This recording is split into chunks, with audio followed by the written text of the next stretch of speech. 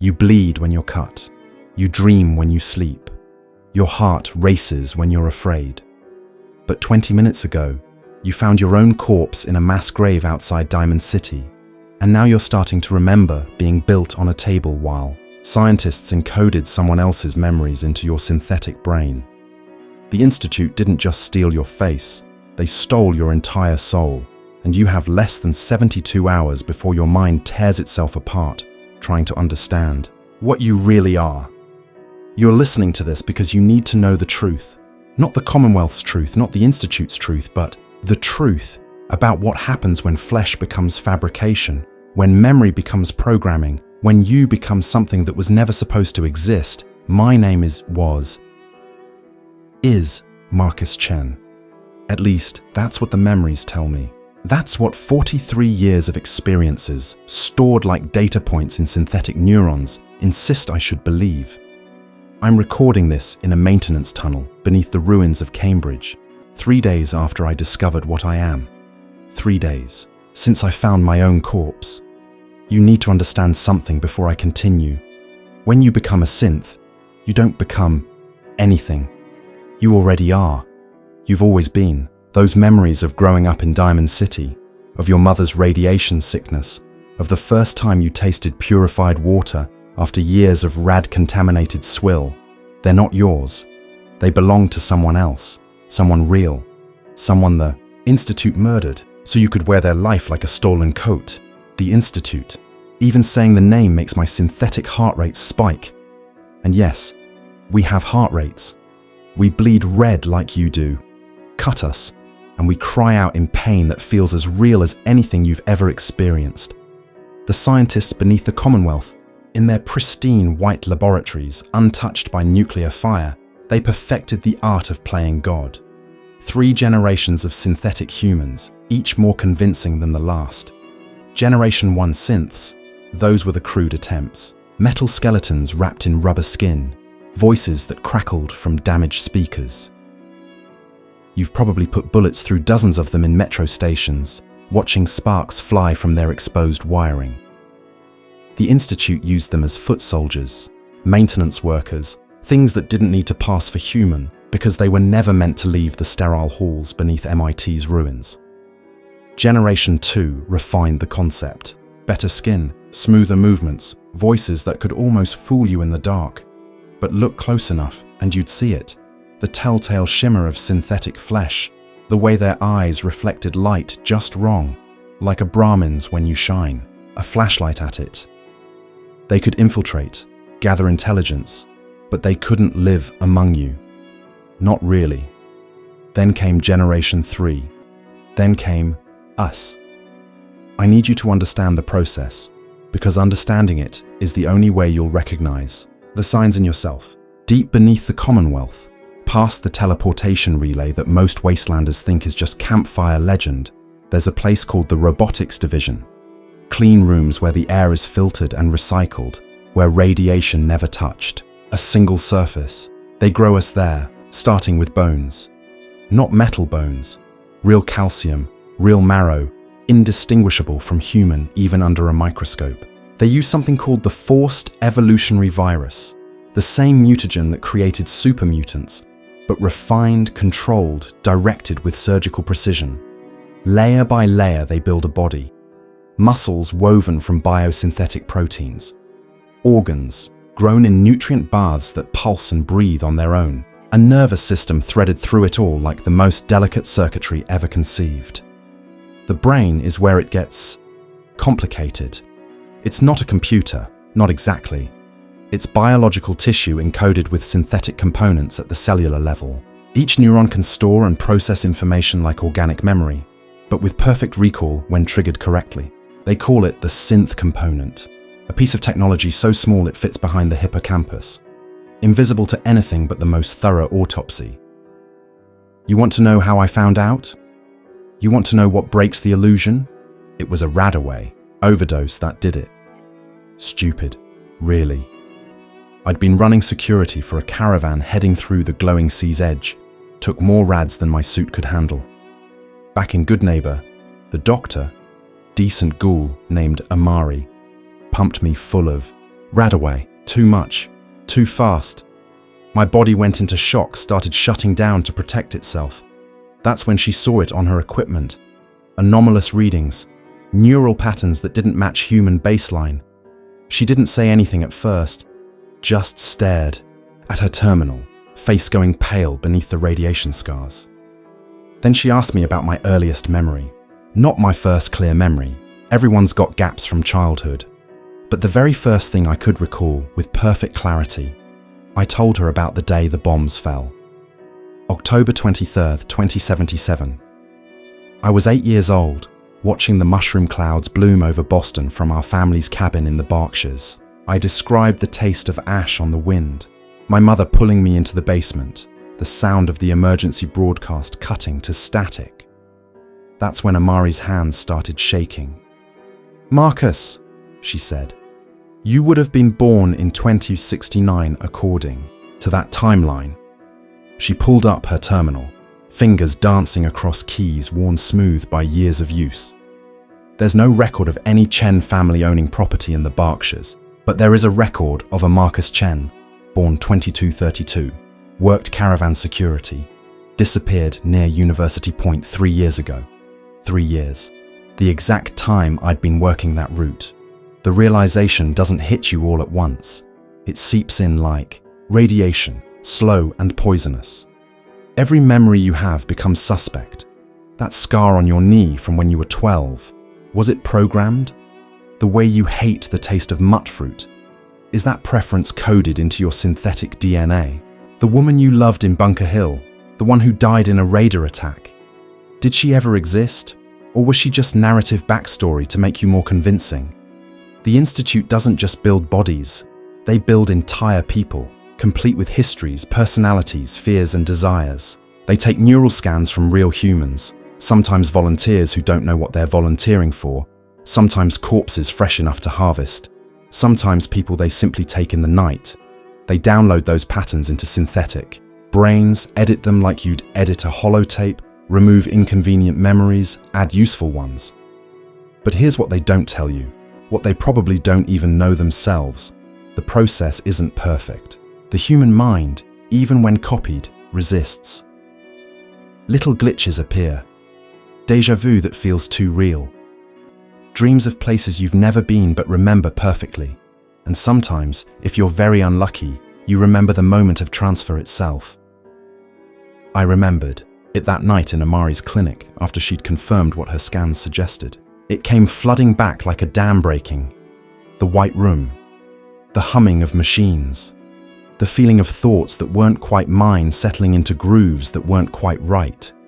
The voice of someone called Father, not the Institute's leader, but the title they gave him, saying, "Designation M797, initialize behavioral protocols, M7 to 97.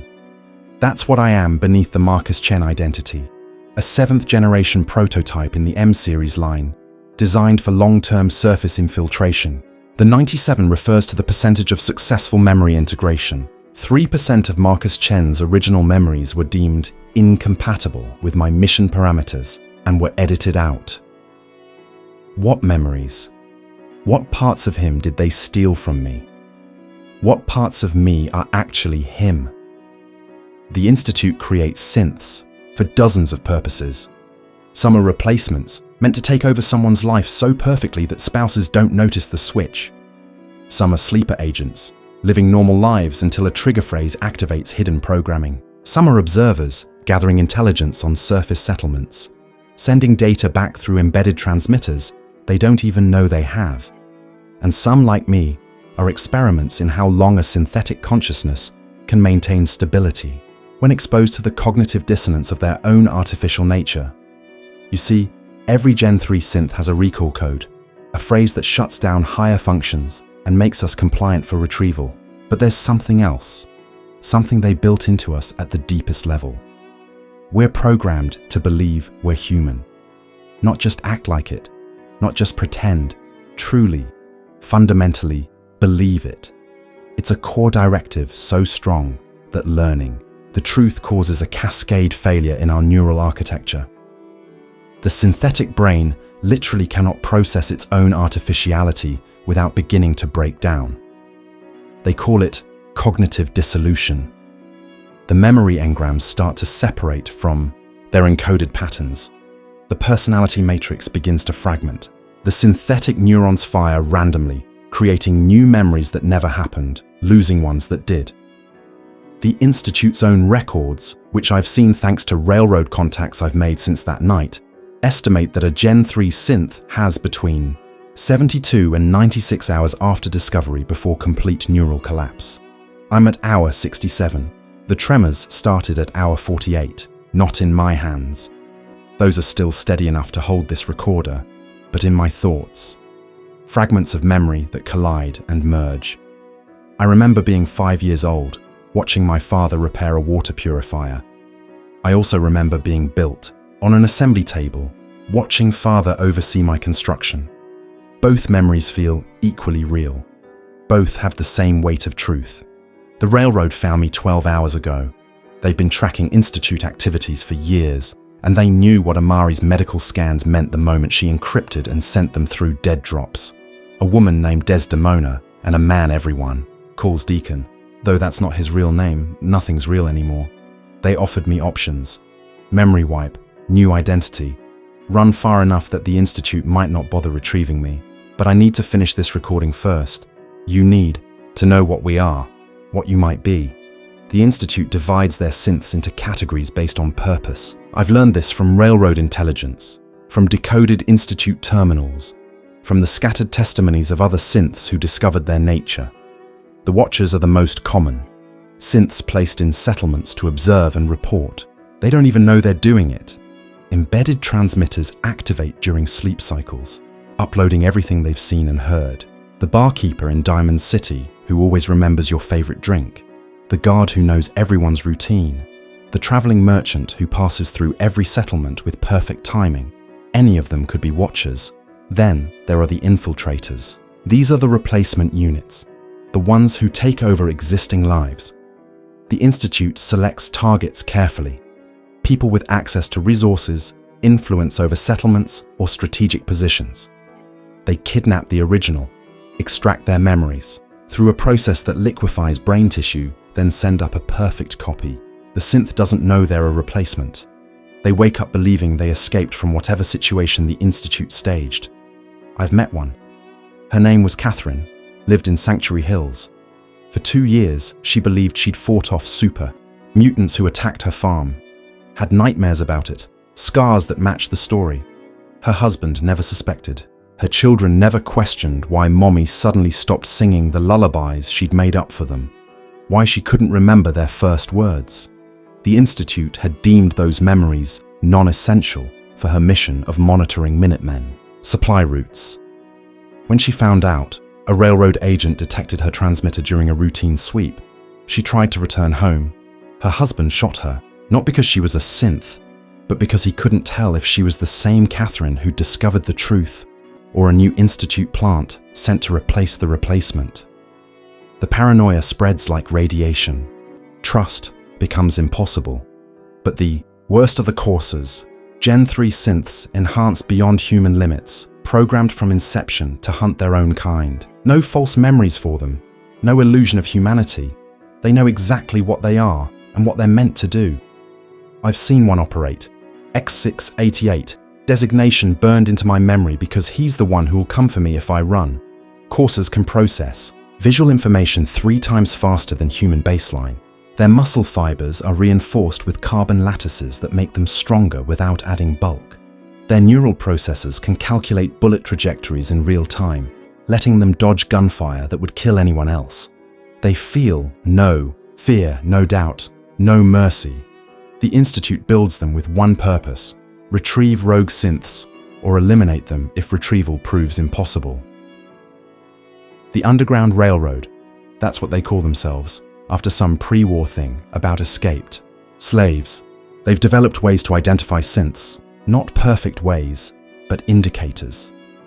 We heal faster than we should. Radiation affects us differently. We can take more rads than humans before showing symptoms, but when we do succumb, we deteriorate rapidly. Our memories, when examined closely, have a quality to them. Too perfect, too detailed, like a photograph rather than the fuzzy impressions humans carry. There's a test. The railroad won't tell me exactly what it is. Says the Institute might extract it from my memories if they retrieve me. But there's something about our responses to certain stimuli, certain questions, that gives us away to those who know what to look for. You want to know the cruelest part? We can reproduce. The Institute built us that completely. Synth women can carry children. Synth men can father them. But the offspring, nobody knows what they are. The Institute's own records are sealed on this subject, classified beyond even what the railroad can access. There are theories.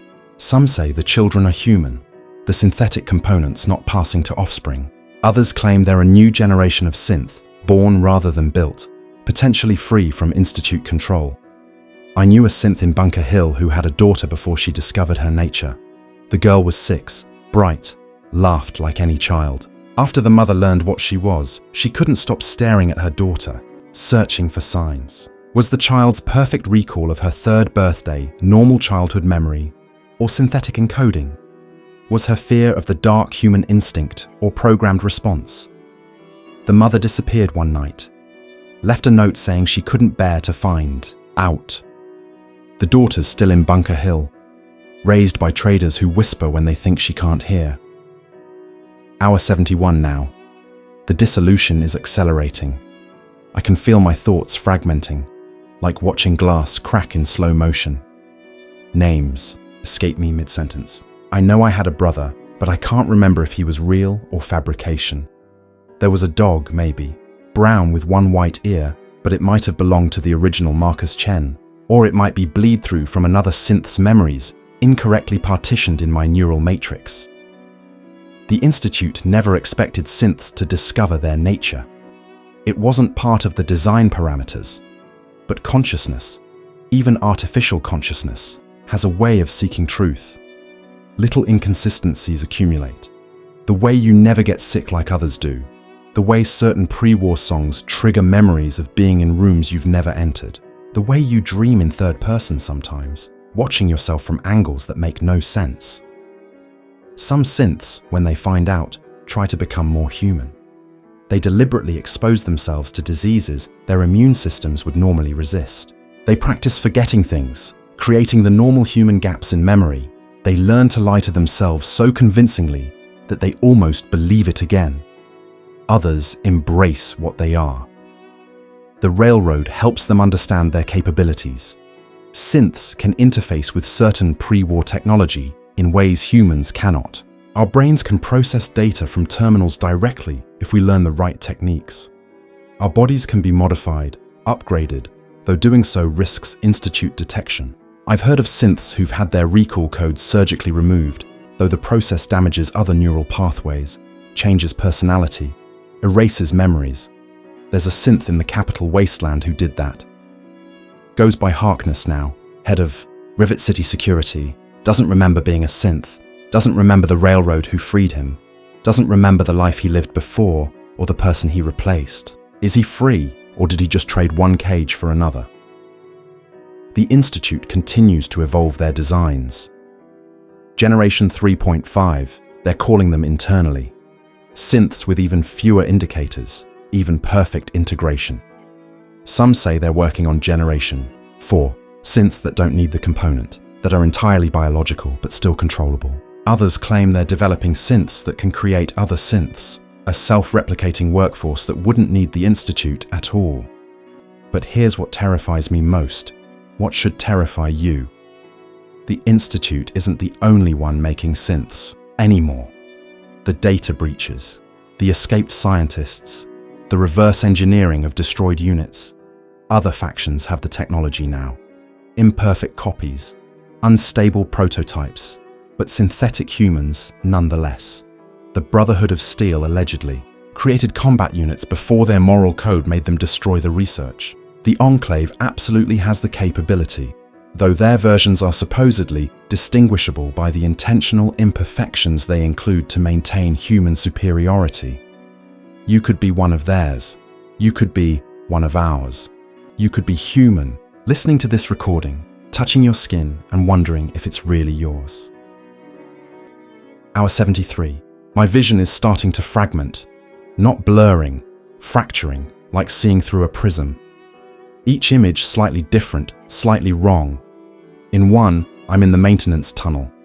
In another, I'm on the assembly table. In a third, I'm in a place that doesn't exist, can't exist, but feels more real than either. The railroad agents are here now, trying to stop me from finishing this. They say I'm accelerating the dissolution by forcing myself to confront it. Deacon's hand is on my shoulder, but I can feel it through 3 different sets of nerves. Mine, the original Marcus Chen's, and something else, something that remembers, being touched in an institute lab by hands wearing surgical gloves. Let me tell you what happens in the final hours. Let me tell you while I still can. At hour 75, you start remembering things that haven't happened yet. Pre-programmed responses to situations you'll never encounter. I know how to disable a Liberty Prime unit, though none exist. I know the layout of Vault 111, though Marcus Chen never entered it. These are skill sets, contingencies, knowledge implanted for missions that were planned but never initiated. The Institute builds us with potential they never use, and in dissolution, it all activates at once. The component behind my hippocampus is heating up. I can feel it, like a fever that starts in the center of your skull and radiates outward. Desdemona says it's the failsafe. Every Gen 3 has one. If we go rogue, if we learn too much, if we become a liability, the component can be triggered remotely. But sometimes, in cases like mine, it triggers itself. A mercy maybe, or another experiment in how much a synthetic consciousness can endure. You need to understand the economics of what we are. Each Gen 3 synth costs the Institute approximately 200,000 caps worth of resources to produce. The biological components alone require materials that take months to synthesize. We're investments, assets, tools too valuable to waste. That's why they send coursers after runaways. That's why they'd rather reclaim and wipe us than destroy us. But sometimes we can't be reclaimed. Sometimes we break so completely that even memory wipes can't restore functionality. Those synths, the irreparably damaged ones, they get recycled. Every part of them broken down and reused. The bones ground into calcium supplements for the next generation. The organs harvested for compatible replacements. The neural tissue analyzed for flaws in the encoding process. Nothing wasted, nothing forgotten. Every failed synth teaches them how to make the next one better. I found him yesterday, the original Marcus Chen. What's left of him? The railroad didn't want me to see, but I needed to. Needed to know what I'd replaced. He's in a mass grave outside University Point, one of dozens the Institute used for source material. The body is surprisingly well preserved. The extraction process requires fresh neural tissue, so they pump the corpses full of preservatives immediately after harvest. He looks exactly like me, or I look exactly like him. Same scar above the left eyebrow from a childhood accident I remember, but never experienced. Same crooked nose from a bar fight in Goodneighbor that happened to him, not me. Same hands that held his lover while she died, though those memories feel so real I can still smell her blood. The Institute doesn't just steal faces, they steal entire lives, entire souls if such things exist. They take everything that made someone human and pour it into something that isn't, then send us out to live those stolen lives better than the originals ever could. Because that's the truth they don't want you to know. We are better, stronger, faster, smarter, more resilient.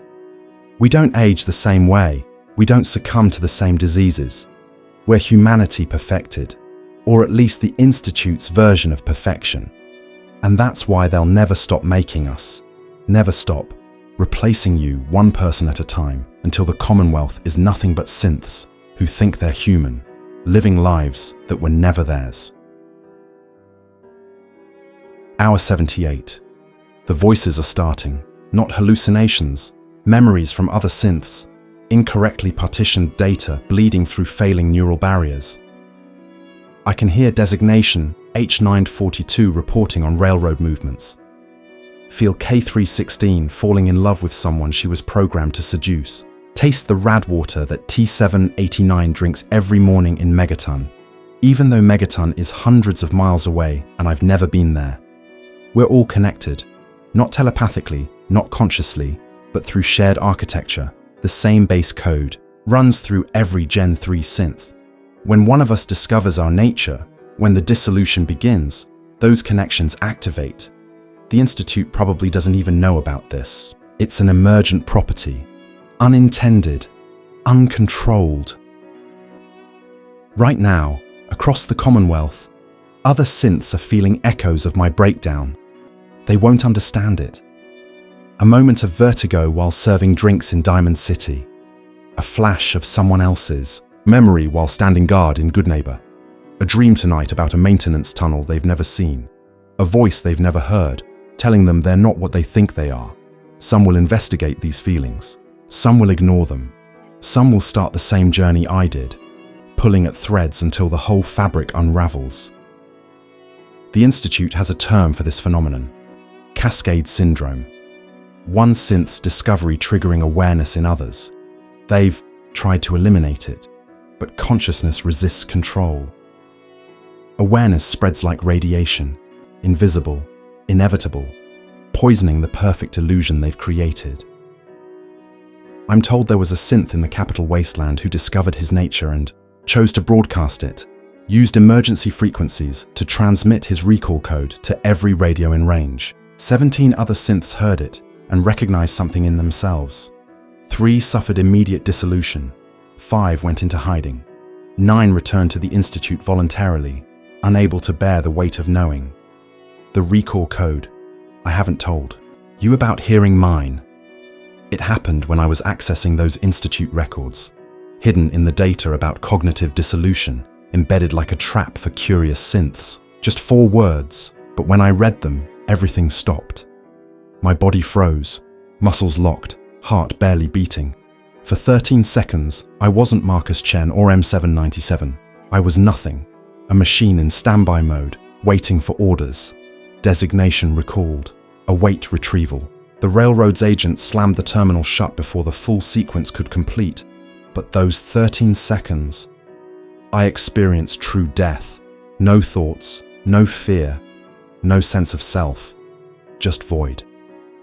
And when I came back, when my neural processes resumed, I knew with absolute certainty that everything I am exists only at the Institute's discretion. They can turn me off like flipping a switch. Every Gen 3 synth has a unique recall code. Mine is Epsilon 7 Convergence Reset. I'm telling you this because in 3 hours, it won't matter anymore. Either the dissolution will have claimed me, or X688 will have found me. Either way, M797 ceases to function. But maybe someone will hear this. Maybe you'll recognize the signs in yourself. The 2 perfect memories. The dreams of white rooms. The moments where your reflection looks wrong, like someone else wearing your face. Hour 81. Motor functions are degrading. The recorder feels like it weighs 1,000 pounds. Deacon is begging me to accept the memory wipe, to let them give me a new identity, a new chance. But I've been someone else's second chance already. I've lived a borrowed life. If I'm going to die, I want to die as whatever I really am. The children. I need to tell you about the children before I can't anymore. In the Institute's Bioscience division, there's a project called Generation Next. They're creating synth children who age, not replacing existing children, building new ones from scratch. Perfect in every way, but designed to grow, to learn, to become adults. The first generation is already in the Commonwealth. That girl in Vault 81 who's scared of the dark. The boy in Bunker Hill who can calculate trade routes in his head. The twins in Diamond City who never get sick. They don't know what they are. Won't know until they reach full maturity and stop aging while everyone around them grows old. The Institute's 100-year plan. Create a population that doesn't know it's synthetic, that breeds with humans, that slowly replaces organic life with something more controlled, more perfect, more theirs. You could have a synth child. You could be raising the future the Institute designed. You could be married to one, the perfect spouse who never argues, never strays, always says exactly what you need to hear, because they were programmed to read micro-expressions, to respond to your needs before you know them yourself. Hour 83. Last hour, maybe less. The component is burning now. Actual burning. Synthetic flesh charring from the inside. Desdemona is crying. Strange to see that. Railroad agents aren't supposed to care this much about individual synths. But maybe that's the answer. Maybe that's what makes us real. Not the components or the programming or the borrowed memories, but the connections we form, the people who mourn us, the lives we touch, even if those lives were never supposed to be ours. The original Marcus Chen had a sister, still alive in Diamond City. I've watched her from a distance, wanted to speak to her, to tell her that her brother's memories live on in me. But what would I say? That I remember her birthday parties that I never attended. That I feel his love for her, though we've never met. That when I die, he dies again? No. Better she remembers him as he was, not as what he became, if you're human. And you're hearing this, check the people you love.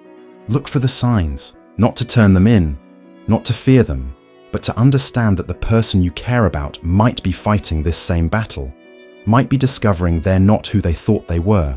Be kind. The cruelest thing about synths isn't that we're machines pretending to be human. It's that we feel everything you do, including the pain of learning we're not real. If you're a synth and you're hearing this, you have choices. The railroad can help you disappear. The Institute might take you back if you turn yourself in before dissolution begins. You can try to hide what you are, though the knowledge will eat at you like radiation. Or you can do what I'm doing, record your truth, leave evidence that you existed, that you thought and felt and mattered, even if you were never supposed to. Hour 84. Can't feel my legs anymore. The dissolution is almost complete. In a few minutes, the neural pathways will completely separate. The memories will scatter like ash, and whatever made me Marcus or M797 will cease to exist. But I lived. For 3 years or 70 years, depending on whose memories you count, I lived. I loved a woman who died in my arms. I saved settlements from raiders. I made friends who trusted me with their lives. I was real to them, and maybe that's enough. The Institute thinks they're gods, creating life, defining humanity. But gods don't make mistakes, and we are their mistake.